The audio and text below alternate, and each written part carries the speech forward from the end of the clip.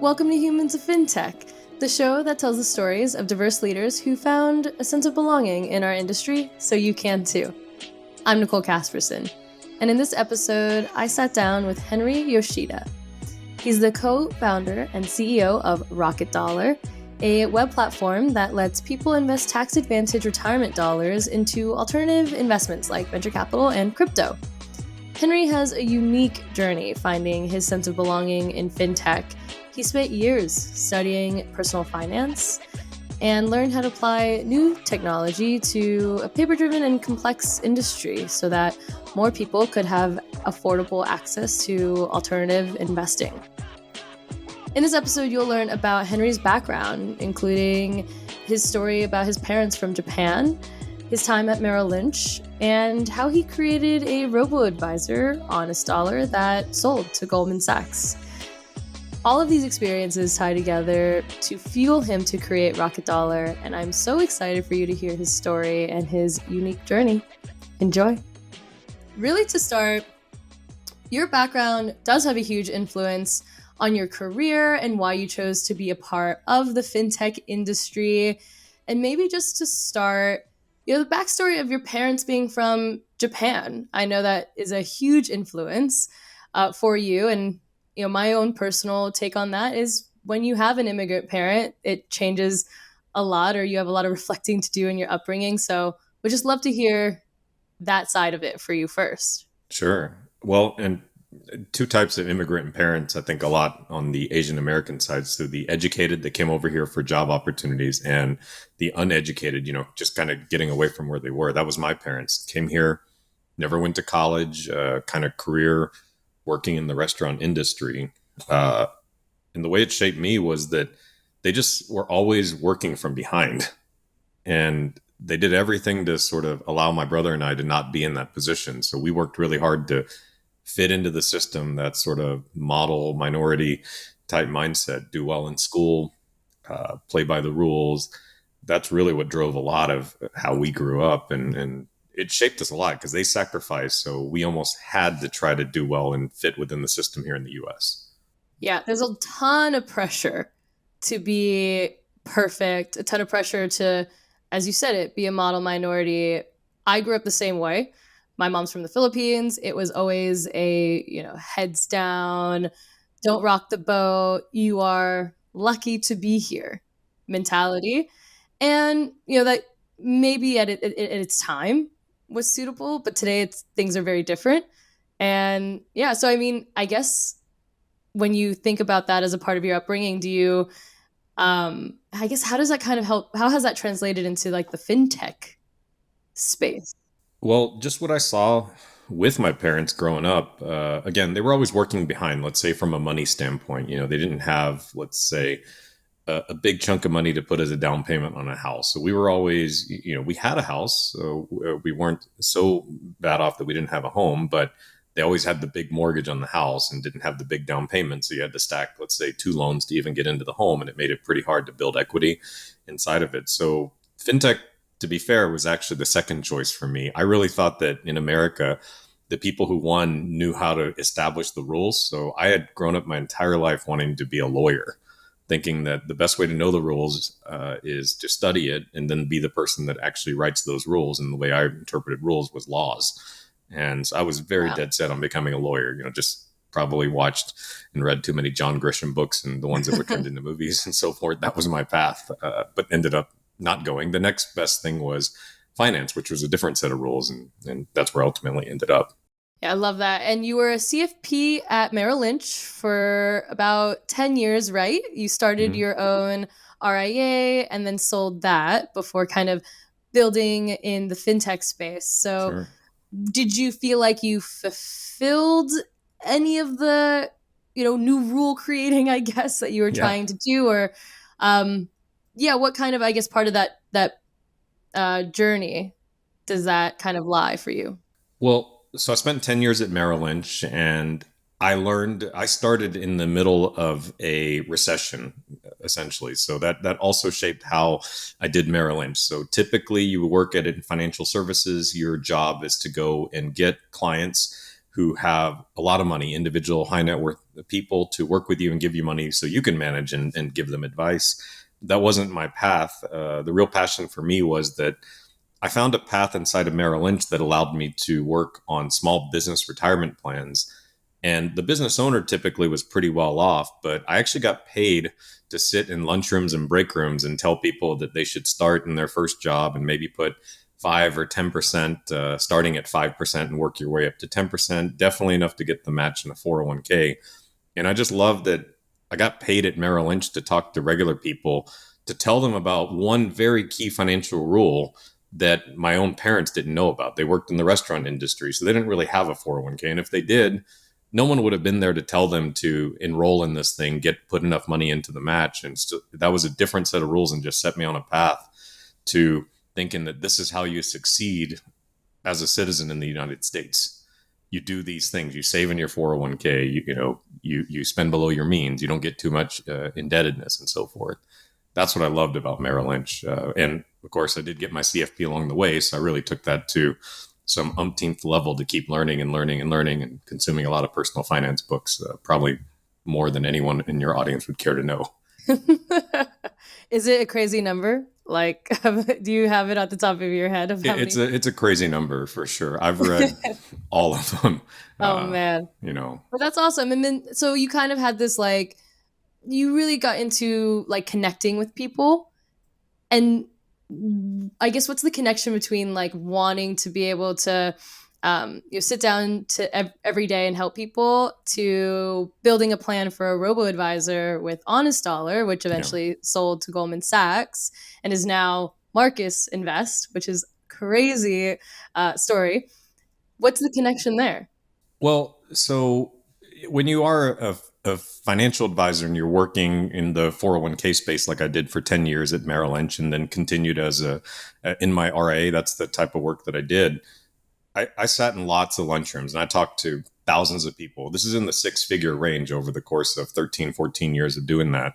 But the transition to go into fintech and building a product was actually just another way of thinking that I could reach a bigger audience. So maybe in hindsight, I probably could have tried, but maybe I'm not as good as you are at trying to build an audience, let's say through a podcast or a newsletter. And that wasn't really my personality. I wanted to see if I can impact or affect and communicate with more people. And I realized that consulting, you were limited by your physical time and space. A product allowed you to reach a larger group of people. And the robo for me was just gig economy workers making money on the side. Again, like the restaurant industry, probably you don't have a retirement plan. Probably you don't have a corporate wellness department giving you some advice. And I thought I could be one small part of that and allow people an automated savings tool. If you went to your regular day job, but then to make some extra money, you delivered food or you drove for Lyft or Uber at night. And that's essentially how we came up with the robo for that audience. People combining, doing 1.5 jobs to be able to make it in today's society. Wild. And you then created Rocket Dollar, which combines really kind of all of the things that your background shows us, right? It's something to do with retirement. It is the world of alternative investments, which kind of is that diversified realm of doing things differently, maybe a little bit more out of the box. Sure. And so when you created Rocket Dollar, did you realize that you were kind of maybe creating something that is considered an outside thing to financial technology, and then you brought it inside by creating something completely new? At this point, I'd been in and around, I guess what you could say is quote unquote traditional financial services for 15 to 17 years. Honest Dollar went to Marcus and Goldman Sachs in 2016. I spent a couple of years really thinking about what to do. And I really just thought throughout my entire career that 60-40 portfolio, which is talked about in a lot of financial and personal finance books and on mainstream financial news media, really wasn't working. It wasn't working for the new generation of people, that had changed, right? None of us really should probably have 40% in bonds. And not because they're bad investments. They should have stable, predictable investments, but they just weren't performing as a counter to stocks the way they had for the 30 years prior to the year 2000. And Rocket Dollar for me was just that it's a way now for people to take money they already have, put a small amount into the non-correlated alternative investments, and that's probably how you're going to succeed. So I actually kind of call it the 50-30-20 is the new 60-40, in that you should have probably 50% in equities, 30% in some sort of predictable income stream. That could be bonds, could be something else, and probably 20% in some form of alternatives. And some component of that is probably going to be cryptocurrency, which a lot of people believe in or buy right now as an investment staple of their portfolio.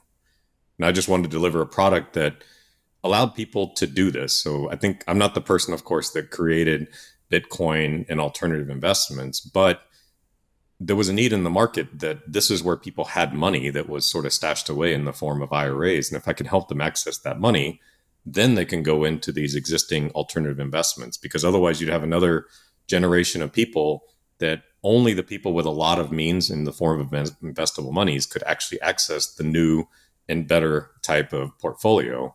And every regular person would be left out. So it seems like, though you didn't become a lawyer, you did rewrite the rules by building a product. I think looking back, it's probably a better path. I mean, I think for me, it started when I was a kid thinking that knowing the rules and maybe even having a hand in sort of developing rules was the way to be a successful citizen in the United States. And I think that what ended up happening was that actually working in finance and understanding what it takes to be sort of a citizen functioning in society and doing the things that were expected of you, saving towards your retirement so you could have less dependence on government programs, living within your means, so you could provide for your family. And then parlaying that into creating products, that actually allowed me to create better impact. And again, sort of more broadly tell people about what it might take to do the right thing here in the United States for purposes of financial planning and financial security and so forth. And so I like the path I ended up going down. And maybe I go to law school someday. But it's never too late. It's never too late. I tell my kids that my oldest daughter, my plan is to maybe go to law school when she goes to undergrad. And then dad could be at the same college as her. She's 11, so she thinks that's cool right now. I figure in 24 months when she turns 13, she'll be definitely afraid that stop, please don't do that. And then you're going to love it. You guys can go to the library together, hang out in the rec center. Exactly. Go to the union and bowling together. I know. Who wouldn't want to do that?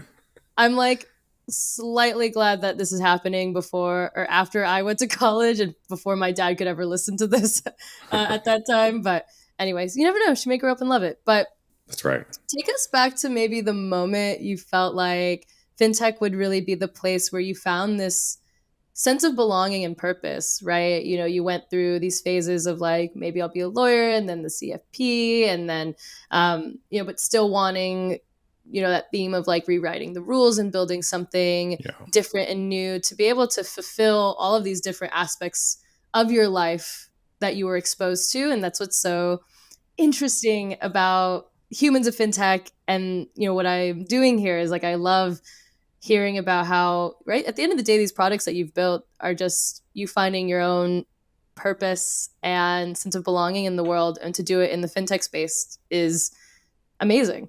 Yeah. And for me, entrepreneurship and product building goes way beyond, let's say, I had one problem at one point in time in my life, and now I'm going to build a business and disrupt that industry. I mean, this goes for me, it's a lifelong thing. But the moment when I really felt like I belonged was I was doing these 401k meetings a long time ago. So lunchrooms, break rooms, handing out actual brochures and telling people to check a box to put away 7% and then, auto escalate that 1% a year. And one person who was maybe middle-aged said to me that, there's a lot of young people. I'm one of the old people that works at this software company, but these young people will never remember you. But if they make this decision to start and they're 21 and they're putting 7 to 10% of their salary, that they'll look back at some point in their life and say, that was the number one best decision we ever made. And they won't remember you, but you'll have had a part in that. And I thought, that's a heck of a lot better than the normal expected path of a typical Merrill Lynch financial advisor, which would have been to help wealthy people become wealthier, and so forth. And that's when I knew that I'm going to keep doing this path. Like this was a way to help the people that might have been like my parents who were new to the country, new to like a new culture, trying to make it, have children that they're bringing up in the school system here. And this was like an amazing rule, right? I mean, the basic rule, this is a fintech podcast. If you basically save $1 out of every 10 that you ever earn, for your entire working career, that is like a basic rule, but you'll probably be very well off because of this simple rule that you could start in your 20s or earlier. I mean, I guess now people work even earlier. Right. They could create content or NFTs early, but if they saved a dime out of every dollar they earned, probably best decision they've ever made in their life. Right. And it's so cool to think about, you have daughters, and to think about just like the world that they get to grow up in. Right. I always kind of think about how I feel very lucky to be like in my late 20s at the time that I am, because I've gotten to do a lot of reflecting. I had I went through COVID a bit earlier in my life, so it's just so cool to think that you are literally helping build a better future for your kids, for other kids and they know, like they want to be involved with, fintech. They all have phones. We all have these things, and want to kind of be involved. And so I think that's also just such a cool thing to think about, like the future of that. You really can't get that in a more traditional institutional role, in my opinion. And I love that probably just personal finance has become a cool thing. So I'm really, really sort of happy about that. That people in their 20s are very interested in learning about this. Whereas I would say that when I was in my 20s, the world was more at my age, when I was in my 20s, more about consumption and sort of extravagance and sort of discretionary spending. And I think now, I just saw there was an article that this couple decided that they wanted to save money for their wedding. So they purposely had a wedding that would be all in cost under $500. And their story online on social media went totally viral, that they were going to have a $500 wedding versus, right. There's reality shows on people who have luxury weddings, luxury wedding or buy a house. And that's a reality TV show that exists. But this couple went viral for saying, nope, $500. Yeah. We both have student loans. We both have credit card debt, and the economy's in a tough spot. No, I love what you're getting at, because it's that cultural shift that we've seen. And I see it in my little cousins that are Gen Zers. They value values, authenticity, saving money. They just have this other set of values that I think, and I'm technically a millennial, a young millennial, but we did have a little bit of more that extravagant lifestyle. I remember like growing up and watching a show on MTV called like My Sweet 16, or like, and it was literally like 16-year-old girls trying to have the most expensive Sweet 16s possible, like things like that. I feel like kids aren't like that anymore. They aren't. I mean, it's funny now. People talk about, how do you house hack? And I mean, these are popular shows, topics that you might write about. And I love it. I mean, I'm doing my small part to say that, look, give you access to some of the money that you have. Take advantage of some of these alternatives because you need that to supplement your portfolio. And of course, the accounts that we operate are very tax friendly. They're very long time horizon. They have to be used for investment. And, in a way, the rules for me ended up becoming the how to function in society rules. Live below your means, save and invest some portion of every dollar you earn, whether you earn $1 million a year or whether you earn like $35,000 a year. I do remember thinking that when I was at Merrill, I read other statistics back then that said that there, by number and percentage, there's actually just as many millionaires that were school teachers their entire careers. There might be like doctors and lawyers. Just one just chose maybe to live a little bit more responsibly in a lower salary band, and so forth. But these things are possible regardless of income level. And again, takes me back to my parents. Career working at restaurants, thinking that they put both of us through college. I was able to play sports, go on little school trips. I realized only later in life how hard that was for them to provide that for us. That it wasn't as easy for them as it might have been for more well-to-do families. But they didn't want us to not have that experience, and it shaped a lot of who we became as adults. Exactly. And if it wasn't for those experiences, you wouldn't be, the co-founder and CEO of Rocket Dollar. You wouldn't have created this, at least we don't know, right? But I mean, Right, that right. probably not without those experiences and having all of that to ground you and be your foundation. I mean, is there anyone in particular who helped you feel like you belonged in the fintech space that kind of help you get to this place? I had never really met these people, but I did follow a lot of these financial and sort of media celebrities, like the Gene Chotskys, the Clark Howards, and even to a lesser extent, although we're very different politically, I would say the Dave Ramseys and the Susie Ormans and so forth. But I just thought that they used their platform to talk about and give advice. Now, to be fair, I looked up to them in terms of the impact that they had, but then I learned later on that they actually probably invest their money very differently than the way they talk about on their show. And that drove me to be the person that lives the way that I want to, that I talk to people about. I mean, I live a pretty simple life, although my family and I have been pretty fortunate. I'm talking about my family and my children. Mm-hmm. But I try to keep them grounded and so forth. So I looked up to those people that had a really big audience, and it just taught me that you need to kind of be who you portray yourself as. And I'm not sure that everyone does that in the world today. No, they don't. And I think that there are, I think that that's kind of the beauty of fintech and financial technology and why we're all here, right? Is to be able to help people find almost a different, I would say almost more authentic identity with Yeah, their finances, with their jobs, with all of the things, right? Whether you're a small business owner and, fintech is able to help automate one thing that makes your life a little bit easier mm-hmm. or, helps you, right, and invest in and create a better retirement plan for you. And, whether that's with Rock Dollar or whatever it is, there's so Sure. many avenues. I kind of want to ask you about something you tweeted that I think would our listeners would love to have more context around. Oh, this is On scary. April, it's not so bad. On It's what not I so could have bad. tweeted. It's on April 12th. You said struggling business owners spend time to save money, but successful business owners spend money to save time. You can always get more money, but you can never get more time. Yeah. I loved that, but I wanted to hear the backstory for you on why you felt compelled to tweet that. So I don't have a huge following on Twitter. So I was having this conversation with a friend of mine on Saturday night, and he said he saw another tweet that I put. This was just the other day, and we happened to see each other. It's a very cool venue. So I'll tell you this real quick. They just opened a new arena or concert venue here in Austin. So they're giving discounted tickets out. It was a Bon Jovi concert. So we're talking about the sort of Bon Jovi concert. So probably not relevant for millennials and Gen Zers, but it's Bon Jovi. I think it's cool. Yeah, very cool concert. And I told him that I use Twitter as kind of my own way, my stream of consciousness to put notes, knowing that I don't get followed like Elon Musk, with 100 million followers, but I can put stuff there and I can reference it in the past.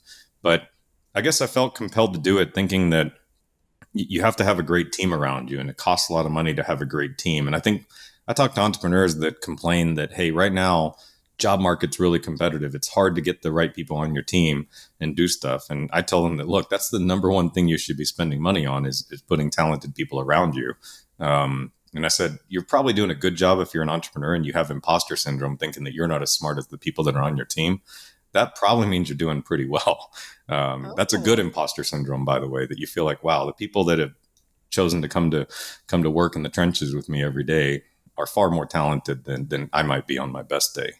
And it costs money to do that. So I think to myself, you put a great team around you and you spend money for that, then they make your company, your product, and you look a lot better than you probably really are. I'm glad I asked this because, one, I had no idea that was going to be the backstory, right? And yeah. I completely agree. I can only imagine how hard it is starting out as, founder, especially in the fintech space. It is super saturated. There's a ton going on, a lot of competition. And, sometimes maybe the best answer to that is, hey, you need to spend money on having the best people around you. I love the mindset of like, you don't want to be the smartest person in the room. You want to have like the best minds around you. Yeah. And that is how you'll kind of be able to have people check your blind spots, be a leader who can truly create these innovative products and to make it long lasting and make it sustainable, especially when, the fintech space can be scary. You see companies fold and this or that. Yeah. So to have these kind of like grounded foundational values, to me, makes a lot of sense. Well, and you listen to them, so that's a big thing. You give them the power. I mean, our CTO, before coming to work at Rocket Dollar, built the bank at Square, and prior to that, built Apple Pay Cash at a company called Green Dot. So that's a lot better than the stuff I built, by the way. But now we're on the And same he's team building. humble. And he's humble. Yeah, He only helped build the thing that Goldman Sachs is literally creating the robo advisor on. But yeah. I mean, which is just so cool. What would be a piece of advice you would give listeners who have felt like outsiders? Something I noticed in my first season of the show was all my guests really, they came into fintech because they didn't feel like traditional finance Mhm. was right for them, nor traditional technology. So they kind of found a home in between here. So yeah, what's a piece of advice you'd give? Probably to be open-minded. I mean, I'm the same way. I got into finance as someone who didn't study business in my undergrad. I didn't go to an Ivy League school for undergrad. I went to a state school on a partial scholarship, and I worked in financial services. So that's not iBanking or the analyst program at a major firm. But I guess it wasn't proactive at the time, but I just kept my mind open enough to find a way to succeed within that organization that wasn't the path that they all told you, which was, hey, go hang out at golf courses and work with wealthy individuals and show them how to become even wealthier and tell them about Merrill Lynch and all the investments we have and how we can manage your money. I mean, you're a 21-year-old kid. I use that system in a way to succeed by actually helping probably middle-class people that had a job that offered a 401k plan to just tell them to put $1 of every 10 they earned away. And actually probably was more successful than most of the people in my training class. And it was all just, I guess, being open to being creative within that organization. And I really felt like an outsider, right? Because I didn't have the $50 million account for the famous tech entrepreneur who just sold his or her company as a client at Merrill Lynch. I had XYZ company and I just came from their break room. And I had to go lug 50 booklets of a 401k enrollment pack. They were in paper then to do it. But I think being open-minded, it's funny that sometimes you get accepted, over time, like you find your way in that industry. And fintech for me was more of an outlet of just seeing how your own background will give you a path to seeing how you can make impact to people. And that was a big thing for me. I mean, I've never been an investment banker and so forth, but now all the people I talk to that do that, they find it as an incredibly boring job. They might leave and go into fintech, but if you do that, you'll find something that's very personal to you, because money is a pretty personal thing in some way, shape, or form to every individual, whether you have it or not. And I think if you really follow that path, that fintech idea will find you, or you can find the fintech that's helping to solve that problem. And you're probably smarter than that CEO. You just may not realize it. So go apply for a job. Mm-hmm. Or help them realize it, and they'll Right. They probably may not like you realize for it, but just know that you might be smarter than that CEO. it. Make them realize it. Right. Great pieces of advice. And now, and all of these working for you, Rocket Dollar. Earlier you had mentioned that, maybe about building audiences, and I see you on YouTube. I see the content you're rolling out. In fact, I think it was there was an article recently I saw that really gave you like 5 stars on content and education when it comes Okay. to Rocket Dollar, which is great. I know I'll have to. I think it was a Benghazi one. But anyways, I think that's awesome. And to see the trajectory do so well is amazing, especially after just learning so much about you and your background.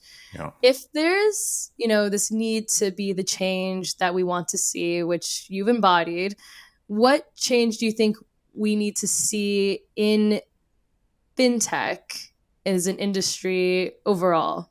So here's one. I think that, I think fintech needs to come back full circle and sort of be okay maybe actually asking the potential customer base that they would acquire to maybe pay a small amount for those services. So I think it's gotten a little bit too far in that we'll figure out other ways to make money that aren't actually charging you. So I don't know if this like sort of everything being free, everything being opaque and behind the scenes of how we make money is really good.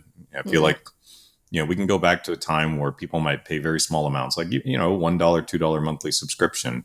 And this is happening in media, right? Where people can now make donations to people that produce content, and if you got value out of reading an article, you could do that and so forth. I think in financial services, it kind of went to like a free, although nothing in the world is free. That's a very cliched term, but that is actually very true. But maybe more of an upfront, hey, there's an exchange of some small amount of money in return for the value that this product, service, or our company might provide to you. I think that'd be a good thing to swing back to. And then real quick, going back, I didn't, your question about who I might look up to in fintech, and maybe someone you can reach out to for your show. But I talked to Tim Chen, the founder of NerdWallet, just on a friend-to-friend call. I think he's a real interesting person to look up to. He was fired in the credit crisis as a trader at a hedge fund, couldn't get a job because he was a trader at a hedge fund with an economics degree from Stanford. And a lot of his friends are asking him questions about, emergency savings accounts, mortgage refis, down payment, and stuff like that. So he just would write them back into emails, and he parlayed that into NerdWallet. And as a fintech entrepreneur, that's the only company he told me he ever started. And it just went IPO a few months ago. And I thought, he's Asian American, originally grew up in Houston and then moved to Atlanta. So maybe similar background, at least from upbringing and age to me. And just thinking that, wow, one shot. And just the impact he's made. How many people read something on that site every day? Oh my God. And the numbers have to be in the 8 million or the 8-figure millions per week. I'm one of them. Yeah, so, I'm one of them. I mean, that's so interesting that he literally just kind of took, speaking of content, right? Like he just took what he was sharing with others and then put it, publicly. And while being laid off and unemployable, because his skill set was unemployable in probably 2008, 9, and 10. Yeah. Oh my gosh. And he's a public company CEO who provides a lot of value in the financial services space to millions of people. And that turned into a public company. Incredible. In the course of 15 years. So that's an amazing story to me. The impact, the growth, and the success. Would you say that maybe he's one person in the fintech space that you think is that really giving that positive shaping of the future of our industry? I think so, because one, he also doesn't talk about himself. He's very understated and quiet. And I don't know if before I just brought this up just now that you even knew that was his name. The founder and CEO of NerdWallet is named Tim Chen. Incredible. Understated guy. And I just found him to be very down to earth and so forth. But, I tried to tell him, I said, the impact that you've made, I mean, you've saved people, all this money, all these like mistakes and so forth. Something that no single financial advisor could do with a client base of your average 50 to 75 people, who, by the way, are probably people of pretty decent means to begin with, right? Instead, you're communicating to, 10, 20, 50 million people across a variety of topics through a digital medium. Yeah, incredible. And I'll be honest, I definitely did not know that was his name. And despite the fact that I read NerdWallet probably daily and I'll go to it as a resource to, to learn things, to learn about companies and all of the things that they provide. But what a killer story. And one that does have similarities to your own. And I love the connection there, and thank you for also sharing. We love like an underrated entrepreneur who honestly deserves more of a spotlight, and that's how I feel about all of my guests on the show as well. So thank you so much for sharing that. Really, I guess my last question for you is to tell us a little bit about what we can expect from you, from Rocket Dollar next, and anything you can tease out for us. So right now, admittedly so, the much smarter people on my team than myself, we recognize that Our product is very use specific right now to alternatives. So we'll be coming out with a lot of features and a lot of capabilities over the next few months, starting this summer, to expand what people can invest in. So you're going to see that a lot from Rocket Dollar, and you're going to see probably a doubling or tripling down of our commitment to trying to put out useful content. So I think for us, we want to communicate that this is what you should do with a part of your portfolio. So again, that 50, 30, 20, right? Probably 20% should be invested in some sort of alternative investment. And if for no other reason that it is not related to the rest of your portfolio. So for you to be this new diversified 21st century portfolio, you have to have some of these new asset classes, these asset classes that have actually been around and have been invested in by the wealthy people, but have probably previously not been available to the regular people. And I fully put myself in the camp of the average person who spent a lot of time, probably, again, reading too many personal finance books, getting a CFP and being in this industry. And my whole purpose is probably to try to communicate what I know, and now to build products that allow people to do what I think they should or could be doing in that space. That's what I've been doing for the last 15 years now. Mm-hmm. And showing people what they can be doing. I think the emphasis on what they can be doing, and that's a beautiful thing. It's your story really does come full circle, and I'm so excited to see Rocket Dollar just keep going onward and upward. I think I saw it on YouTube, the Nasdaq mention in Times Square. I believe there was like the little image. I think it was a picture of you like pointing up at it, which must have felt like such an amazing just moment. As a founder, as an entrepreneur, and someone who had all the experiences you did, and then to see something like that pop up in Times Square, I mean, that just must feel so fulfilling. I can only imagine. It was. I mean, as someone who's followed the capital markets for a really long time, it's a thing. On every trip I go to New York, I usually try to walk past that studio. So normal people in America have broader interest. They'll go hang out and go try to catch Good Morning America. The finance geeks will actually walk through Times Square and go peek in and see Aaron Ross Sorkin and Joe Kernan arguing it out on Squawk Box in the morning. Right? You'll see them there from 7 in the morning until 9:30 Eastern time. Right through the window, right in Times Square. I'm the same way. This is a show for fintech and finance nerds. So you got our attention. Henry, thank you so much for joining the show. This has been so awesome. So appreciate it. Where can folks find you? Where's the best place to connect? All of the things. Yeah. So finding me, pretty easy. So at Henry Yoshida, if you care to follow the stream of consciousness notes that I take for myself. But for the Rocket Dollar side, rocketdollar.com. So just 2 words, rocket and dollar.com. And same thing on Twitter, at Rocket Dollar. So we'll put stuff out. A lot of the people on the team are purposed with writing throughout the week. So we're pretty good at putting out content, and hopefully you get value from it. It's not for us to get customers. It's for us to sort of share knowledge in the new style of investing. We call it 21st century diversification is what we do, but easy to find us at rocketdollar.com. I love it. 21st century diversification. Thank goodness someone has to do it. Henry, thank you again for joining. Much appreciated. Thank you so much for listening to this episode. To hear our next story from another diverse leader, be sure to tune in next week. And if you haven't already, please subscribe to our show and give it a 5-star rating, as it helps our message reach more people who want to find belonging too.